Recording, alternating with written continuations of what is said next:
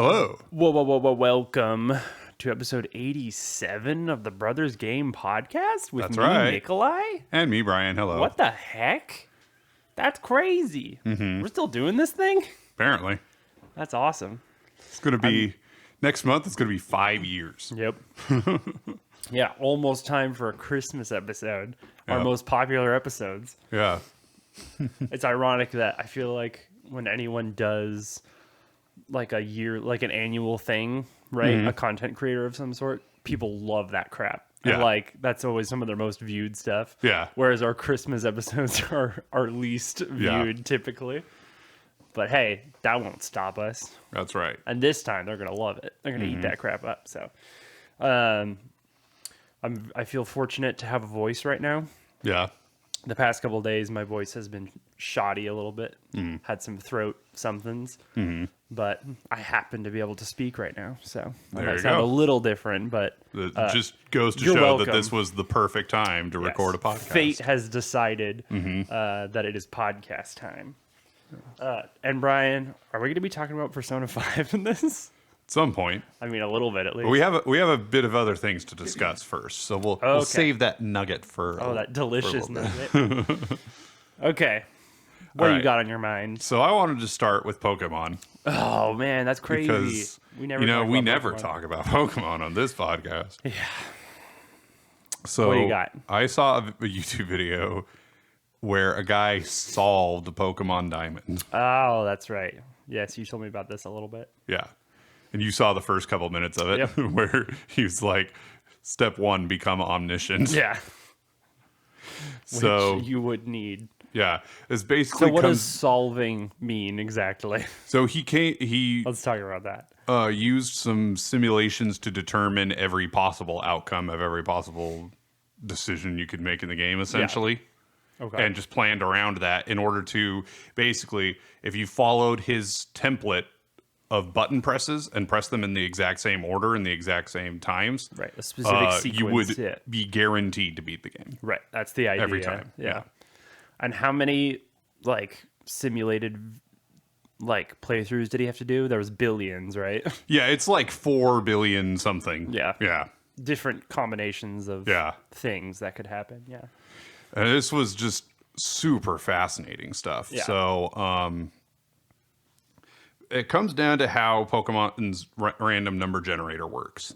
So basically, That's RNG, by the way. yes, basically it's sort of impossible for a computer to actually come up with a random sequence of numbers. Right. And so it just like, it essentially rolls a die kind of, but the probability follows a sequence and it always follows that sequence. And That's a seed almost, isn't it? yeah, exactly. Yeah, And there okay. were basically 4 billion seeds. Okay, that makes sense. And I mean, when you think about it, 1 in 4 billion is essentially random. It might as well Exactly. be. That's the thing is once Typically, you do this at a big enough degree, it's as random as you're gonna It's practically effective get. randomness, Yeah. not true randomness. Yeah. Yeah. Which, for a video game is good enough. So, And yeah, so like he would now I think he chose Chimchar as the starter, and that's like like pretty much mathematically that was the best starter. So it's proven to be the best starter in Gen 4, I guess. Yeah. So That's funny. What would happen sometimes is he would reach a point where he'd have several games that were out of sync with each other. And so he would like use tricks in the menu to do some number of button presses that wouldn't impact the fight. Because of RNG, because like sometimes a Pokemon would, But it would catch up get the a other high ones. roll, and one would get a low roll, and sometimes they'd get a crit. And so it's like if you get Right. a high roll and a crit, and your Pokemon happens to have good EVs, versus in a different playthrough it was no crit, low roll, bad EVs, the fight could Exactly. the length of the fight could be very different. Yeah, extremely. Yeah, and he always had to go with the worst case scenario. Right. To make it foolproof, to make Yeah. it a sequence that works no matter what, you have to go with the worst case scenario. Yeah. So that actually makes me think of something real quick about Gen 4 specifically, actually. And it's a really interesting way to soft lock the game, Oh, yeah? which I'm sure he ran into, actually. So the very first fight of the game, when you pick your starter, you're fighting a wild Starly. Right. And if you, most of the time you just beat it, it's really easy. But if it does enough damage to you, it flees and the battle ends anyway. Right. It's like programmed to do that. But if you happen to get the perfect RNG where you have very low, IVs and EVs, or IVs, I guess, only in this case, for HP on your starter, if the Starly has high attack, if it high rolls, if it does all this really specific stuff, it will do so much damage to you on its last attack. It doesn't have time to flee. So normally there's like a specific window where it's done enough damage, it's going to flee. If it just happens to overtake that, which is like 1 in 500,000 or something chance of this happening, you die, your Pokemon dies, and then the screen turns black and it just doesn't come back on. I saw a YouTuber had considered this as a possibility, and he did it. He's like, I'm gonna try to, it's worse than shiny hunting, basically, trying to get that, and he did do it, and he's like, yep, I'm soft locked. Like, yep, this is just, I guarantee that had to be accounted for. Yeah, it had to have come up multiple times, I would assume, actually. Yeah. So anyway, just reminded me of an interesting another Gen 4 thing. So yeah, and like you could guarantee some encounters because and also I think he was nuzlocking it. Oh, really? Okay. Technically, like only catching the first, but like it didn't. He could essentially choose his first, whoever was going to appear. In a sense, not exactly, but he could because he could use RNG or... That's part of it, and then another part is using tricks like using a repel, and then making sure you have a Pokemon of a certain level in the first slot. The repel trick, yeah. Right. And he had to use the daycare a lot because I mean, that's that's like a guaranteed way to get experience, I guess. Yeah. Whereas battles are a lot more volatile. In this case, and that's another thing that came up a lot was you want to battle gaining different possible. amounts of XP in different fights, and so having to I would get around that. You'd want to battle as little as possible in this playthrough. Yeah, and I think he did avoid a lot of battles. Because that's where most of the RNG happens, is in battle, so that would make sense. He had to, every fight had to take a ton of planning. It was even worse than like a hardcore Nuzlocker trying all the planning they have to do, because he had to account for every possibility. Yeah. And he always had to pick the worst case scenario in each case, even if it was astronomically small, because this had to be guaranteed for all possible seeds. All seeds, yeah. It's interesting. I don't know why you wouldn't just take the time and just level up your starter to level 100 or something and just bulldoze everything like that. But I don't know if that would actually work. So that's just mine. Well, and I think so. He actually had a goal in mind of beating the game at the lowest level that he could. Yeah. And so that's part of why. Because otherwise, you could just have a team of 6 level 100s if you had unlimited time to just grind them out or whatever. Yeah. And this still took a very long time for him to do. But it makes it more interesting, I think, than just grinding stuff out. Before this, he did one for Fire Red, and it basically works, except there's a Pidgey in Route 1. There's this Pidgey. That there's a slight chance that he can mess up the entire run. Insane. Yeah. Which sounds insane unless it's 1 in a 4 billion or whatever. It's like, well, then that'll happen. Yep. Anything's possible, really, when you think about it. Yeah.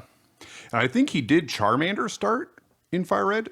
And so in order to guarantee the fight against Misty, he had to be like level 38 or something. Oh, geez. Yeah, I mean, that makes sense. That's why a lot of modern Nuzlockes have like a level cap rule Yeah. where like you can't be higher than the highest level Pokemon on the next gym leader's team, Right. or something like that. Yeah. So that watching a Nuzlocke isn't just watching them grind for 7 hours. Yeah. Like to make it boring. Yeah. So you know how I did the too many rules playthrough? Yeah. I copied The small ants Small video, Ants right? video. Yeah. I did the same thing in Which is great. and I did it in Pokemon Red, in Sheen Poke Red Light, Yeah. which is just Pokemon Red with bug fixes, and I did it with Bulbasaur Start, and so I wanted to, so in that playthrough I hit a wall when I reached Gary in Silphco, yeah. Silphco. Yeah. Bulbasaur just could not. It's a tough-ish Handle it. fight anyway, yeah. So this time around, I did Fire Red and I did Charmander Start. Okay. But I noticed after a while that the runs aren't very comparable because with the Bulbasaur run, I left a bunch of trainers unfought so that I could level up Lapras. Oh, okay. Like basically everybody north of Nugget Bridge. Or not everybody, but everybody I could skip. Yeah. And The people on the way to Bill's house or whatever. Yeah. And I don't remember how many other trainers I left to level up. So for one thing, I was a much lower level with the Bulbasaur run. With Charmander, I was a way higher level. So I didn't come across a truly difficult fight for quite a while. I did have some trouble with Misty, but not a lot. It just took like 3 or 4 tries instead of just one. Yeah, without But even basically a Charmeleon, every that's other fight tough. was super easy until I got to Lorelei. Okay. Elite Four. Beating Yeah. Lorelei with a Charmander, even a level 80 Charmander, Yeah. is nearly impossible. Pretty crazy. Yeah. Like, what was your best move against her? Metal Claw or something? Slash. Slash, yeah. Or Okay. or like dig or something like that. Yeah. And I think I had Cut and Dragon Rage. And Dragon Rage was useful in some fights because if a Pokemon had really high defense, Right. it just does Then 40 40 is damage way better. regardless. Yeah. So Right. let's see. But so I beat Lorelei a couple of times, but most of the time she was able to wreck me. And the other problem is the rest of my team was super low level, all of them. So I had to beat her with Charmander. Also, there was a trainer in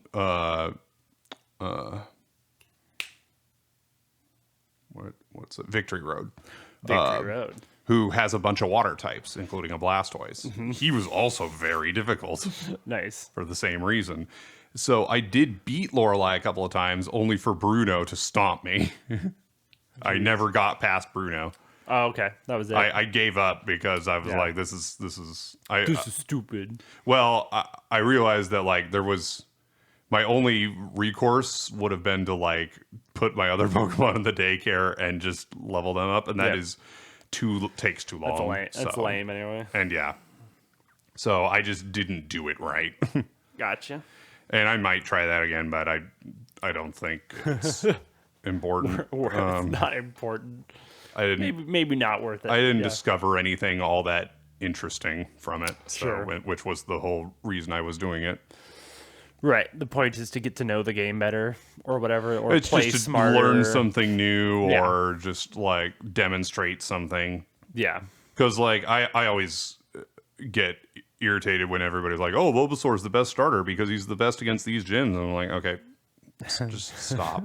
And everybody says Charmander's a hard starter, and I disagree. And I have proven it multiple times through multiple playthroughs that Yeah. Charmander start is very easy. Maybe just get good. How about yeah, that? skill issue. Yeah, it's one of those things in theory it makes sense. Like, Oh, yeah. Logically it No, makes sense. here's the thing: is that it's not that anybody is wrong when they say that Bulbasaur is good against the first few gyms. Yeah. That's not an incorrect It's just statement. a fact about types. Yeah. Yeah. It's just that like the argument is always ergo, Bulbasaur is the best starter for the whole game. Yeah. Or Yeah. ergo, Charmander is the worst. Right. That seems to be what it always boils down to, and that's what I have a problem with. Not the fact that, because it's not really disputable that Bulbasaur is great against Brock, Misty, and Surge. Yeah. Yeah. Super effective to rock and ground, super effective to water, resistant to electric. Like, great.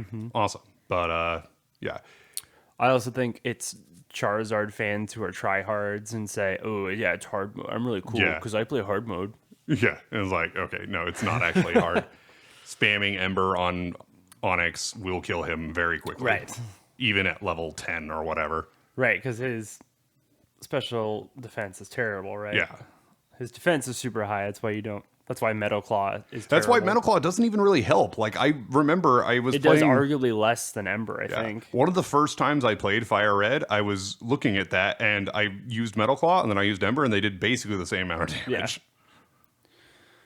Speaking of Pokemon, the Pokemon TCG Pocket app just came out a few weeks ago, and I have been playing it a good bit. And it's essentially a game. It's sort of a gacha game, but it's really not also, Okay. because they made it fun instead of that.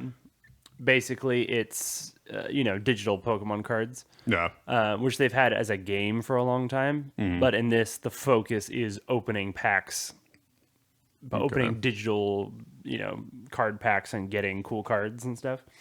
More collecting than... More about collecting. There is a battle mode, Okay. and the battles have been streamlined. They're not exactly like the regular trading card game. They're quicker, and there's the bench is only 3 instead of 5, things like that. Okay. And it's just supposed to be much faster, and it's very fun. I've enjoyed doing that.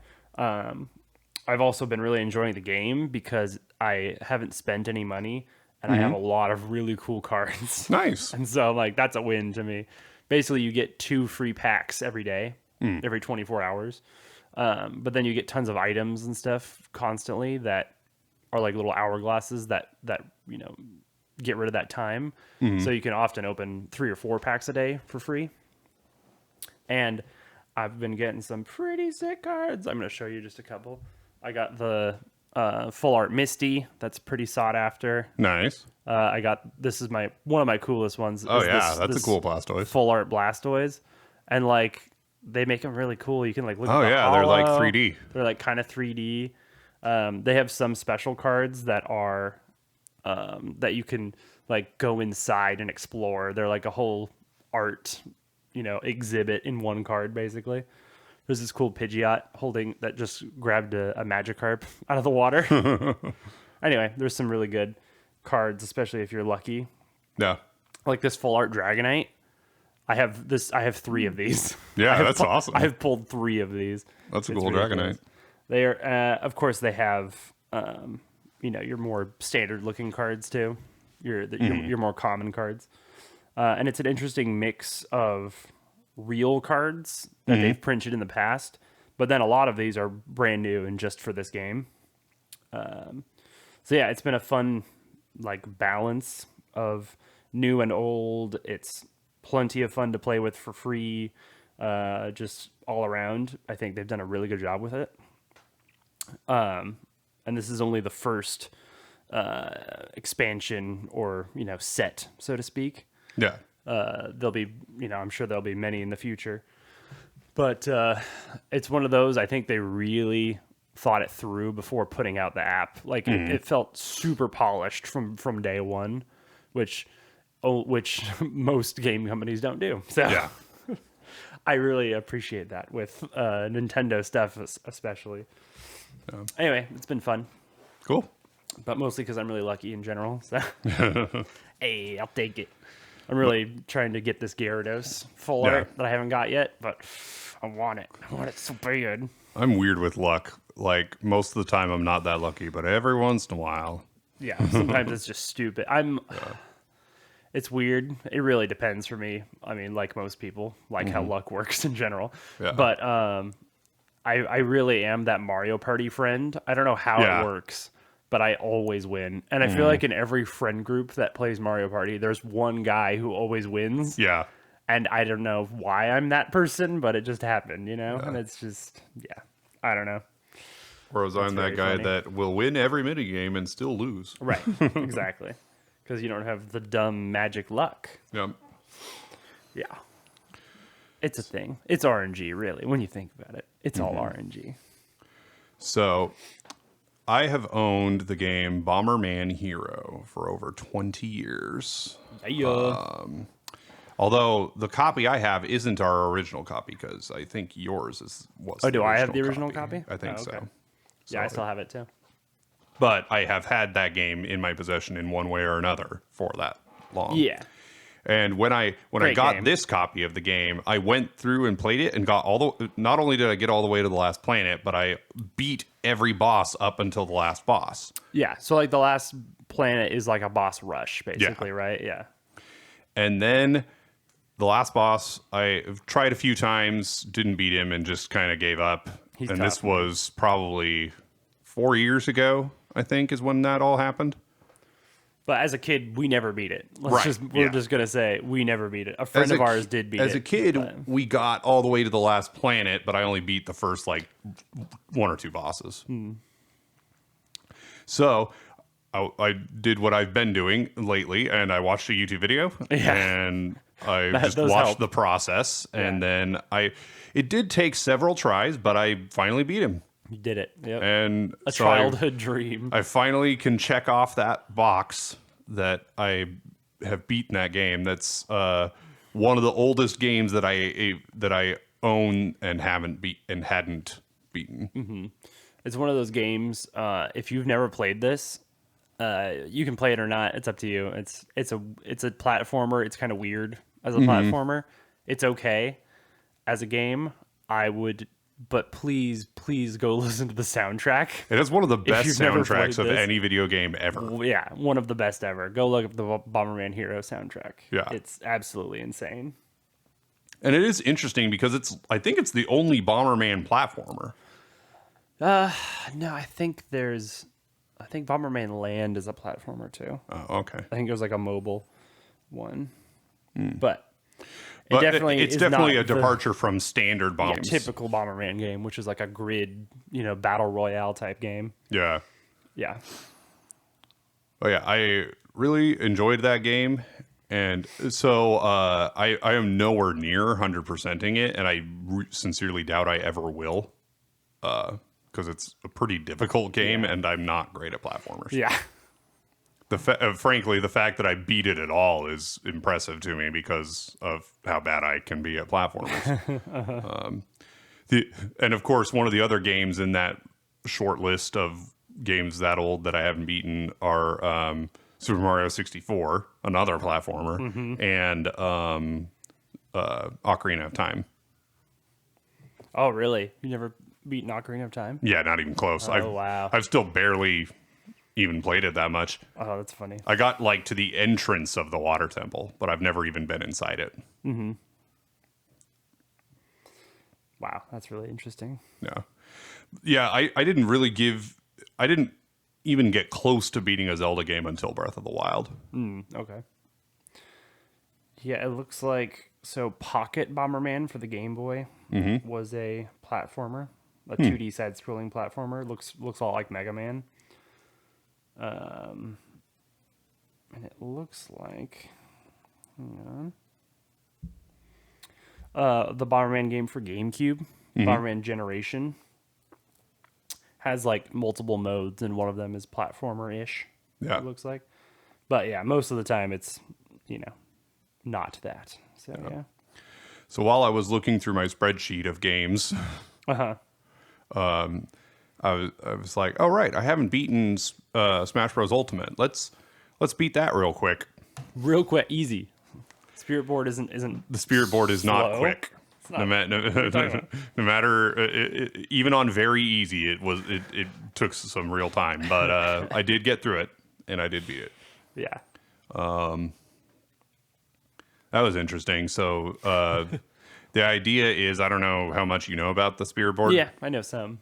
So I know like about the cool- Galeem, comes in, takes over everybody, and kills captures everybody. everybody, and like makes like soulless copies of them, and then those copies are being controlled by various spirits, and they can be any one from Arceus from Pokemon to just tons of different things. just like weird random side characters from games that nobody remembers. Yeah, basically. Yeah. It's cool it's fun little shout outs to other games for sure. Yeah. And so I beat that. I would like be playing while I had a YouTube video on in the background Yeah. because when you're on very easy, you don't really even have to try very hard. So it was Yeah. just kind of a mindless thing to do. But checks the box, doesn't it? Yep. Yeah. So that's what I've been up to before we started Persona. I did. What's that? Let's see. There's been some game news stuff, right? Yeah. Yeah. guess so. Let's talk about that. I didn't really think about that beforehand. Well, okay. Well, like, what have you heard lately? Is there anything that? Nintendo came out with an alarm clock. That was Right. cool. That was cool. It's $100. There's a music people like it, I thing, guess. right? Oh yeah, the Nintendo Music app Yeah. is honestly super cool. So it came out literally out of the blue, which is very Nintendo style. You do need to have a Nintendo Online membership to use it, but it has a good amount of soundtracks on there.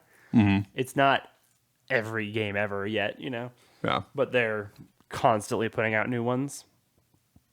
Like every week or every 2 or 3 weeks sometimes. It's been kind of random, but they're adding games all the time. And audio quality is really high quality. And the coolest thing is the extension feature. Okay. So most of the songs are like 3 minutes or whatever, but you can extend them. You can just like, tell it how long you want it to be, basically, to like 5, 10, 30 minutes, whatever. And it'll just automatically extend the song. Nice. It'll just like It'll loop it. like loop it, but well, Yeah. like it would in a game or whatever. Nice. That's really cool. That's probably one of the coolest features. It really makes it unique from just like listening to the song on YouTube or something. Yeah. And I mean, yeah, a lot of people are weird. And I feel like a lot of people hate on Nintendo just because it's Nintendo. Right. I mean, they've been going after a lot of people, and people Yeah, are I don't upset care about about that. Like one of the most popular Switch emulators got taken down, and Yeah. the guy got like taken to court over it.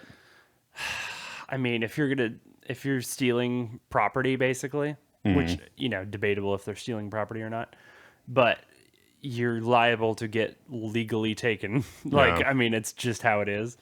And I kind of understand them wanting to protect their stuff, Yeah. but especially with new stuff, like pirating Switch games, I don't agree with personally. I'm perfectly fine with pirating, GameCube games and Wii games and DS games and stuff because they're Yeah. not available anymore. Right. Like they're not buyable from Nintendo. Nintendo's not losing any money. GameStop is or whatever. Yeah, So, I think there was a case about whether public libraries would be able to have like basically backups of old video games and allow people to check them out, and basically that isn't okay because you can't share games like legally. So interesting. See, like that, I could see, the law being changed maybe and Yeah. allow for that because, yeah, that makes sense. yeah, but I think that's I'm all for preservation and all Yeah. that. So, yeah, it's tough, man. I don't know. There's a middle ground that I don't think a lot of people Yeah. look at. So, yeah, I don't know. And like Pokemon taking Pal World to court, I'm all for that because I don't like Pal World, and I think they absolutely egregiously copied things. yeah. But also, I get it, people hate when big companies win. Also, basically any time, and that is also understandable. So. And then Yeah. Sony shut down the studio that made Concord. Oh, no so that's way. finally the Weird. final nail in that coffin. Weird. I don't know why they would do that. And Netflix was going to spin up a video game Yeah. department and then just shut it down before it did like anything. Yeah. That's not surprising. Yeah. It's like Amazon's game stuff just died really quickly and just I don't know. They a lot of companies I guess going to think about gaming, you know, the gaming industry, and then they're like, oh, we don't understand the gaming industry at all. Yeah. Never At first mind. they think, oh, this will be easy money, and then they're like, never mind, it won't be easy money. Yeah. Yes, hopefully Concord failing is a wake up call to a lot of people. A lot of companies. Although I agree with the people that say they're going to learn all the wrong lessons from it. Guaranteed. Yeah. But Nintendo's doing well financially compared to the other ones for a reason. And that, I don't know, man. It's weird. Although, Mario and Luigi Brothership came out. Oh, yeah? And it has very mixed reviews. I thought that was going to be a, home run, easy win for Nintendo. Yeah. Everyone was super excited about it. But IGN gave it 5 out of 10 in their review, which is, they never give low reviews. Yeah. IGN always gives a high review, basically. Right. Everything's 7 out of 10. But a lot Or of people, 10 out of 10. a lot of people are like, they're insane and it's pretty good still. But I mean, yeah, it seems like it's really more of an 8 out of 10 for a lot of people, but Yeah. I am surprised it wasn't universally loved. I haven't played it, so I can't really say, but yeah. What are you going to do? Can't win them all, I guess. But another win for Nintendo, they did just confirm, the president confirmed on X or Twitter that the Switch 2 or the Switch successor will be fully backwards compatible. So it'll play any Switch game cartridge, which everyone was pretty sure was going to happen, but it was just confirmed for sure by Nintendo. And that, the Switch Online accounts will be exactly the same. So you can use the same account. You'll still have all the previous online features on the successor. Yeah. So it really is more and more sounding just like a beefed up Switch in specs, and that's probably all it'll be, really. Yeah. Which I'm totally fine with. So. Yeah, and they've been pretty slow to come out with it because they still haven't announced it officially. Yeah. It's very funny. I think by the end of March 25, they said they're definitely going to announce it by then or something. Because if I remember right, Switch is the same gen as Xbox One and PS4, right? It's still, so it's well behind the other two. Long life. Yeah. But it has been very successful in that life. So, yeah. And then the PS5 Pro. So scalpers are having trouble selling it because it's in stock everywhere still. I don't know what they thought. It's so expensive too that why I don't know what scalpers were thinking, man. Yeah, that does not surprise me at all. Yeah, I loved Donkey's video on the PS5 Pro. Yeah. Oh, that was so good. Yeah, so the only time I've ever done an in-generation upgrade, which wasn't even a thing in the past, right? Like I think I guess the PlayStation was the first to do it, wasn't it? Or maybe not. I think Super Nintendo was that way too. So never mind. But it's not been uncommon for a compact version to come out, smaller version, a slim or a compact version of some sort to come out. But it's usually been very similar in terms of specs, right? It wasn't. I didn't really notice until the Xbox 360 a significant difference between models. Like you had the Elite and then the E and a few in between those. And the only time I ever did an in-generation upgrade was a regular 360 to an Elite because my regular 360 got a red ring. Yeah, and, exactly. So I got the Elite, and the Elites lasted since then. It still works. Yeah, for sure. Yeah, I think mine was the 3DS. I got a new 3DS. Right. To replace my other one, which I still use and is amazing. So yeah. I feel like Xbox, like the current generation of Xbox, there's like 4 versions or something. Yeah. I'm just like, that's ridiculous. Like, you can calm down. Yeah, I don't know. I don't, but I'm not one to buy into the hype of new specs and stuff. So I'm just not that type of gamer. So. Yeah, me either.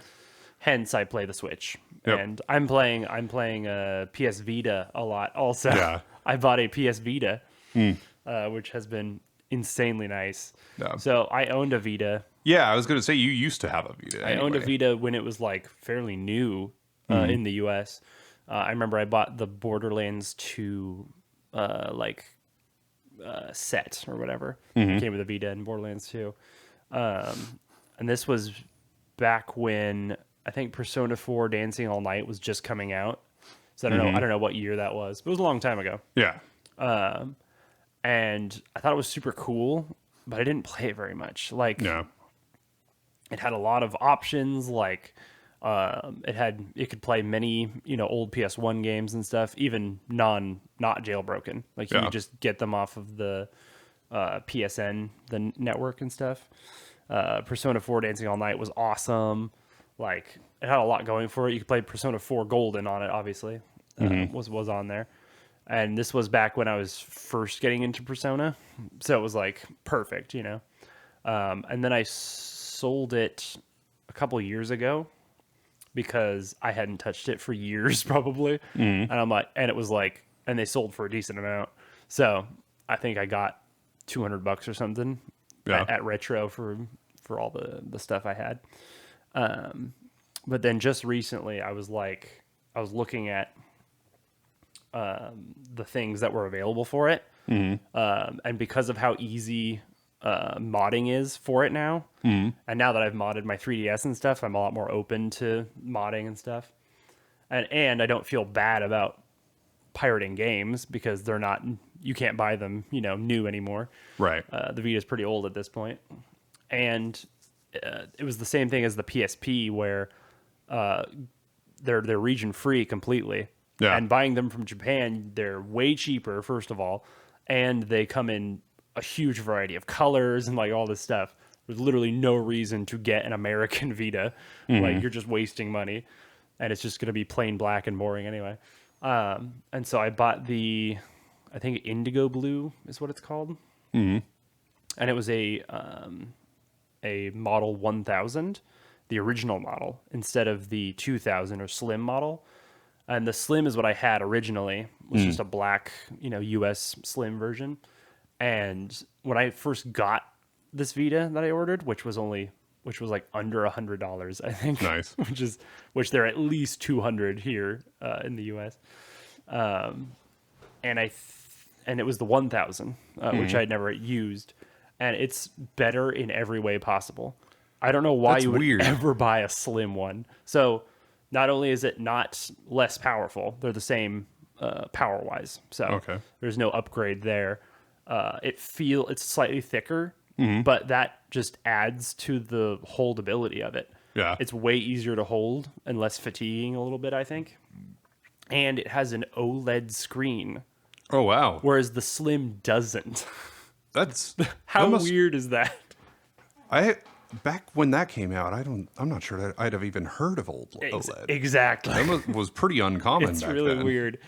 And yeah, only on the 1000, not on the 2000. That's so weird. So the screen looks 10 times better. Wow. The blue color is gorgeous.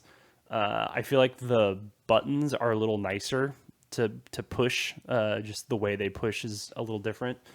Yeah, I am so glad I got a 1000 in comparison. How does it compare to the PSP? As far as what? I don't know, just in general, like It feels newer and more premium. No question about that. It's heavier, stuff like that. It's got a touch screen. oh, okay. The whole screen that is pretty The whole different, screen's a yeah. touch screen. Obviously, the OLED also looks much better. And then, like, how different are the game libraries? Like, So the Vita has its own huge line of games.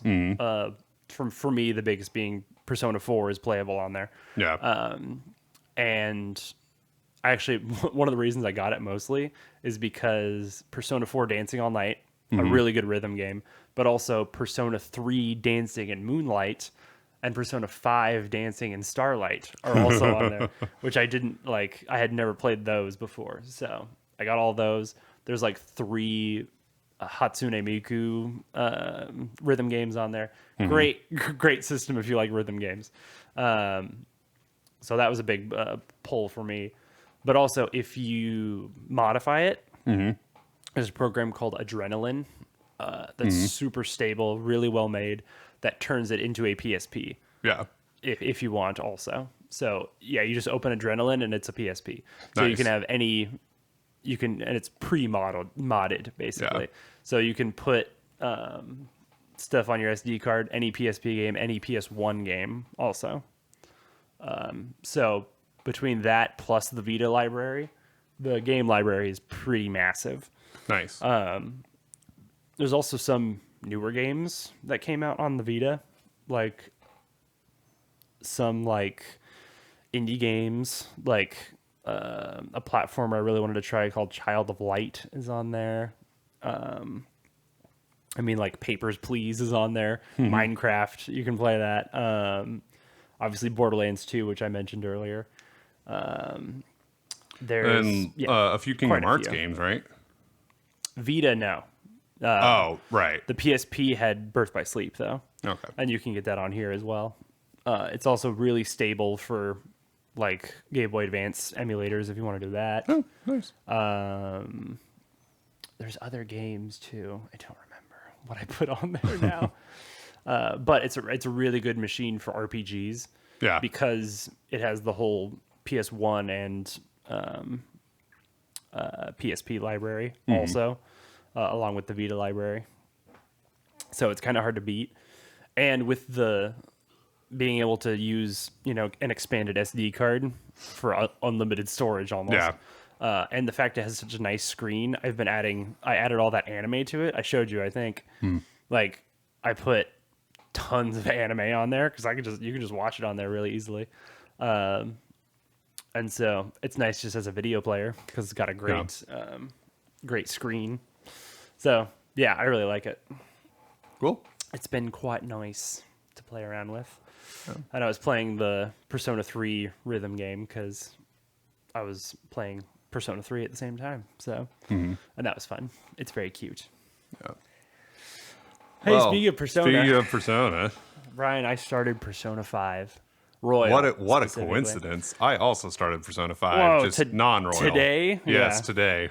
So that is the big. We will talk about it in the future too, because we just started basically. But that is the big difference. I'm playing Royal, and you are playing the original. But I am about 12 hours in, I think, maybe 13 at this point. And I'm on. It's May 5th when I'm playing. And you're still in April, like 16th or something? Yeah, and I'm like 4 hours in. Yeah. Because, again, you just started today. Yeah. But, yeah, it's something, this game. It's... I guess you've played it enough to know what I'm talking about when I say that people are really mean to you. My goodness. Which, compared to... I'm, coming from Persona 4... where everyone's like, man, this transfer kid's really cool. And like, yeah, it's like in Persona 4, there's only like a small you. handful of really terrible people, and everybody else is pretty great. Everyone's super nice. This game is like everybody is awful. People freaking hate you. You're a pain to everyone. I mean, it doesn't help that. I guess it's interesting because spoilers for the first 5 seconds of the game, but you have a criminal record going into the game as a young teen, and the bias against you is insane because of that. Like, and also just the guy who's taking care of you, a lot more crotchety than Dojima is in Persona 4. He doesn't have a nice young daughter to, soften him up, I guess. Yeah. It is such a shift. Yeah, and everybody's all like, if you mess up even once, you're gone. You're dead. Freaking out of here, you stupid idiot. Yeah, you're a pain. So I'm curious if it starts the same as Royal where you're in the casino and stuff, and Yeah. it's like you're in the middle of the game, and Yeah. you're like, "What the heck is happening? Who are these people talking to me?" Yeah. Okay, so except I'm sure Sumire doesn't show up in the original. So there's a royal only character, Oh, okay. kind of like Marie. Oh, yeah. In Persona 4 Golden. It's this red-haired girl named Sumire, Yeah. and she shows up during that also and like fights alongside you with her persona, and you're like, what's a persona? What's happening? Yeah. Where am I? Yeah, I don't think I had my persona in the, Oh, okay, in interesting. the intro. Yeah, okay. Just weapons. Yeah. So yeah, it's that really it throws you right into Yeah. it, man. It's like it's insane. Yeah. And then there's this lady interrogating Yep. Yusai Nijima. Nijima. Yeah. Yep. She's very intense. Reminds me of Margaret a Very little bit. serious. Yeah.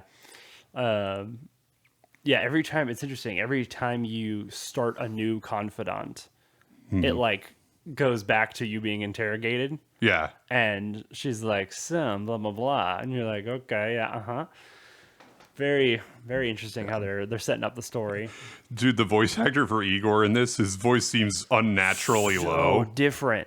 It's What a super deep. what a whiplash too. Uh-huh. Being used to welcome to the Velvet Room. And he's like, welcome to the Velvet Room. Like it's so funny. Even the Velvet Room, people are mean to you. Yep. Like when normally everyone's so Margaret's Inmate. so nice. Yeah. They're like, you suck. We'll freaking kill you, inmate. Yeah. Like, wow, this is a very different game. Yep. That's why it's nice that when you make friends with Ryuji and Anne, they're like really nice to you, which is nice. Yeah. At least someone's nice to you. Yeah. And Morgana thinks you're really cool. So Yep. yeah, that was. I'm very curious to see what the heck Morgana is, because it's the mascot character. It's the Teddy type character. Yep. But you're like, where did you come from?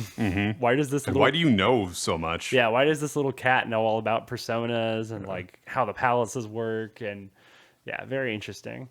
And voiced by the very talented Cassandra Lee Morris. Who Oh, who I am okay. a big fan. Oh, did you not know? No, I didn't that's know that. That's Cassandra, awesome. Who I am a huge fan of. We've met multiple times. She's super awesome. Yeah, that's really something. Oh, and the awakenings to the personas are interesting too. It's just like innate in them. It's not Yeah. like, I don't know. It's all in Persona 4. It's all about, it coming out of them, and it's like their shadow or whatever. Yeah. Whereas this is just like they get so mad and determined that a persona comes out of them. Yeah. Basically, it's like, all right. Like, oh, you're finally mad enough for You're me to yeah. respect you. Okay, now I'll join you. Which makes sense. I mean, Morgana said it's like the spirit of rebellion within Yeah. them that's coming out. So that's interesting. And the way they tear the mask off, Rip it off the their face. and Yeah. leave blood behind. Like, wow. Intense. Also, like when the persona's first coming on them, they're like sweating and Yeah. like in Freaking agony. out, man. Like, whoa. Yeah, it's pretty intense. So, how much do you hate Kamoshida? Probably about as much as anybody who would Yeah. play this game. Yeah. He is a disgusting human. Yeah, I don't know how far you are in that exactly. How much you've seen of what he's done, but man, Yeah. yeah, it just gets worse. How's Shiho doing? Anne's friend.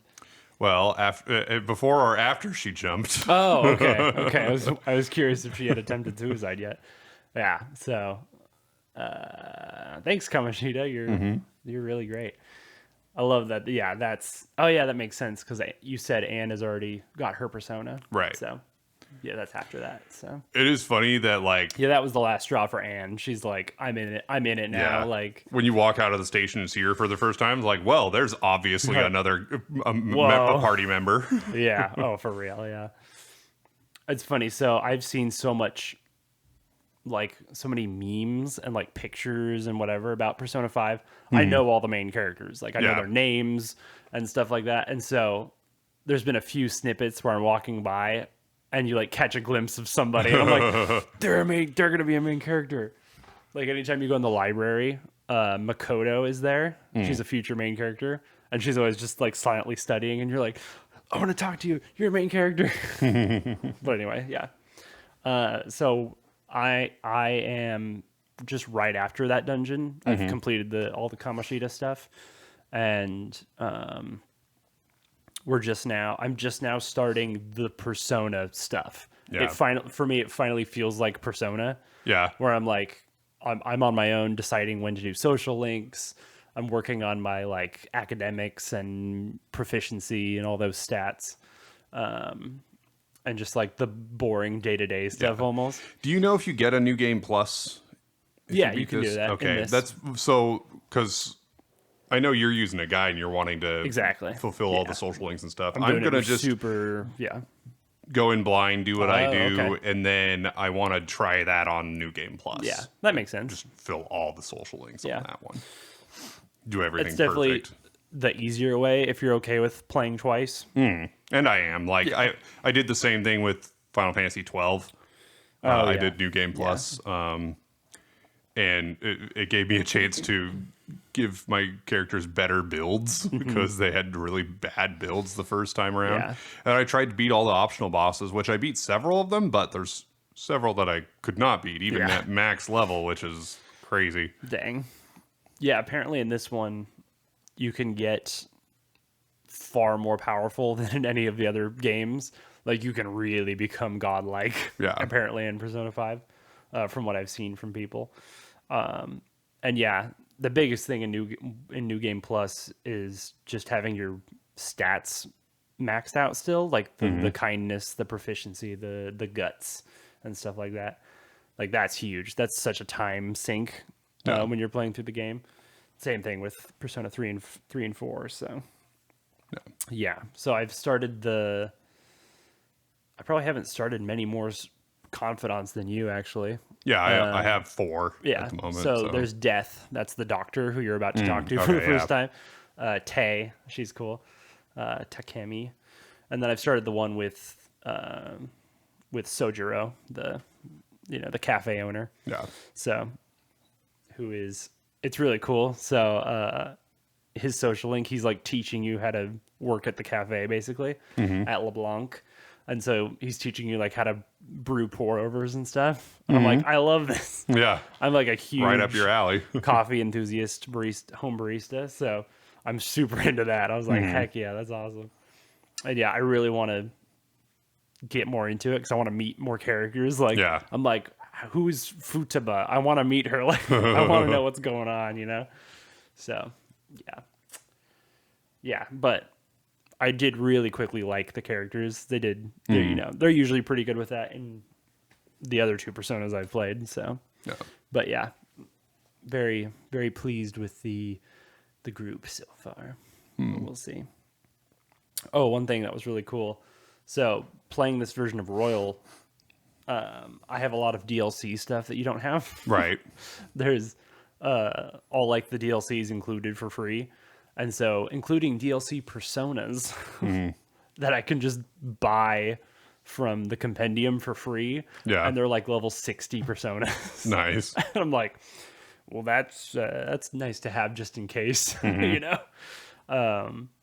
Like one of them was Athena, who is Aegis's persona from Persona 3. Nice. And it's like level 56 or something. And it's just like broken as heck. What difficulty are you on? I'm playing on easy. Oh, okay, me too. Oh, so. Yeah. I prefer Persona on easy in general. I like to not have to worry focus about on the story. Yeah, I'm definitely more into it for the story and the social links and stuff. So, but it's not as insanely easy, I feel like, as the other ones. It's like, I don't know. I don't feel like I'm sweeping the floor with them every battle, which is kind of nice in a way. Yeah. So. Honestly, Persona 4 on beginner wasn't that easy for me. So there you go. But in this game, there's a lot of new stuff. Yeah. Like the combat's very different. Like, I don't know how much, like, have you dealt with like talking to the shadows? Yes, I've gotten 2 personas out of that. Cool. One of them was the token one that you basically get anyway, but I got another one from the same thing. Yeah. So that's very interesting. That's from like the Shin Megami Tensei series, which is like what Persona offshoots from. Right. That's like a main part of the game is, talking with the enemy and stuff. So it's kind of cool and different. But I love the gun stuff. Yeah. I think the guns are awesome. Just like taking out your gun and blasting shadows is really awesome. Yeah. So yeah. And like when you do the hold up and they're all just surrounding them, just pointing their guns at them, like what are you gonna do? It's pretty sick. Oh, how do you like the menus? They're interesting. They're interesting, aren't they? Very artistic. Very artistic. It's something you have to get used to, I feel like. Yeah. I The feel like the at game's very first, jazzy. super jazzy, super like slick. Yeah. You know, the Phantom Thieves, they're like they're really cool. And yeah, but at first I think they're kind of hard to read Yeah. because there's a lot going on. Yeah. So yeah, I'm pretty used to it now, but yeah, definitely took a little bit. Definitely took a little bit. The most interesting thing looking at the guide that I'm going through, the palaces, these dungeons that you go through, you can't go back to. Once you've completed them, they disappear. They are gone forever. So like any items you leave behind in chests, stuff like that are just going to be gone forever. And you can't just go back in and grind whenever you want. Yeah. Which I was very used to doing in Persona 4. And obviously Tartarus in Persona 3, is always there. Yeah. So that is super different. Like, I'm going to be a lot more thorough in each palace, I think. Especially since I'm semi 100%ing. Yeah, that's very, very different. So we'll see what I do with that. I'm also going to try to not overuse the free DLC personas I've been given, but they're very cool. Included one of them is Izanagi no Okami from Persona 4, which is level like 99 and has Victory Cry and all this stuff. I'm like, I'm going to not use that one. If I was on hard mode, maybe I'd use it for fun, but I don't want it to be, pointlessly easy either. So, yeah. It's funny. The DLC comes with all these costumes too, which are purely aesthetic. Just when you're running around dungeons, and a lot of them are fun. But everyone's regular outfit is so cool that I'm like, I don't really see the point in changing them. But yeah, I did put everyone in Yasogami High uniforms just for fun. Oh, the school uniform from Persona 4. Nice. Because that was just fun. And they all have glasses, like the investigation glasses too. I'm like, heck yeah. Yep. And like Morgana has a Teddy costume that he can wear, and there's fun stuff. But in general, yeah, their regular looks are pretty cool. So yeah, it's so funny how very curious to see what Morgana's all about, because they just have a persona immediately. Like what are you? Who are you? Yeah, we'll see. Hopefully I have some time tonight and I can get some more done. Yeah. Get some more done. Let's get this done. So yeah. Cool. Well, it's raining a lot outside. Yeah, it is. Weird in Oregon. It's weird. I like the rain personally. Me too. I love how at the end we're just talking about the weather. That's right. I wonder how my baby's doing downstairs. Yeah. Sorry, bud. Daddy has to go record a podcast. Yeah. He's like, Daddy, I miss you. Why are you always gone? Sorry, I have a podcast to record. As if we do this all the time. Yeah. How long has it been since we recorded before today? Probably a month. Yeah, probably. Listen to us on your favorite podcast platform. You go to Spotify, go to Apple Podcasts, go to Google Podcasts, go to YouTube. I don't know. But wherever you go, download it. Yeah. Give it a review or something. Or comment on the YouTube video. Hey, or if it's on YouTube, tweet us on tweet X. us on X, Brothers G Pod. Yeah. Should we make a blue sky? That's where everyone's going. Are they actually going there, or? Yeah, actually. Oh, okay. Especially after the election and stuff. Yeah. But I don't know. Make a Threads. Who knows? Let's go to Threads, baby. No, that's still dead. That's fine. Yeah. That can die. That can die forever. Bye bye. All right. Okay. Well, good night, everybody. Good night.